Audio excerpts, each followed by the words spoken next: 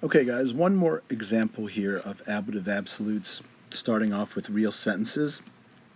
This is the last sentence in story 13, Hercules and the Serpents, and I'm going to translate this one for you. Hercules, so Hercules, because Hercules, we don't have to translate that right now. But Hercules is your subject, S for subject. Hercules was laughing, ridebat. And what else was he doing? And he was, second verb in your sentence, he was showing off the serpentes mortuas. So there's your direct object. He was showing off the dead snake. So what I did was I rewrote this sentence into three smaller clauses, and I put the words on the outside in the ablative case, meaning I just changed their ending slightly, and that's what we call ablative absolutes. So if we wanted to go through and translate these, pretty simple. If you look, all I did was I took Hercules, right, that was the subject form, and I changed the ending of it to Hercule. And when I did that, that became what's called the ablative form. And pretty much all that means it wasn't the subject of the verb anymore because there's no more verbs.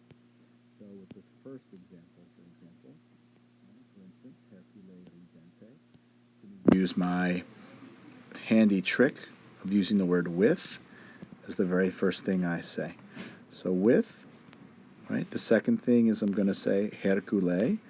So remember his name is Hercules, so we're still going to spell it like that. With Hercules. And then the third thing I'm going to do is this NT word, ridente. So remember, ridebat was he laughed, or he was laughing. Okay, when I have ridente, because I have that NT, I'm going to use ing on the end of my verb form. So with Hercules laughing, comma, remember I myself, Mr. P, I will say comma at the end of my ablative absolutes to make sure you know that they're not real sentences. Okay, the second one, what am I going to do? Right, number two, the second one, I'm going to say serpentibus. Remember my FOIL rule, F-O-I-L? Right, the same one you have from algebra when you're multiplying binomials. First I do the outside, and the inside I do last. So serpentibus interfectis, right? With the, I'm going to take my numbers out.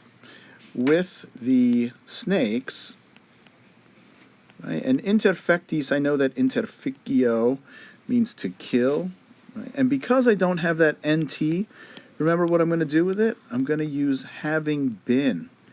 Okay, so with the snakes having been killed, and then I'm going to do the inside words last. So ab Hercule, we're going to say by Hercules, comma, and that's the second non-sentence I have here.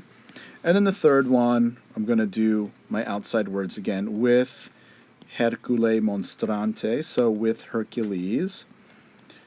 You guys remember monstrabat, right? He was showing them, he was holding out. So we will say, because I have the NT, with Hercules holding out for display, okay, serpentes mortuas. Now I do the inside words last. With Hercules holding out the dead snakes, comma, and that's going to be my third ablative absolute.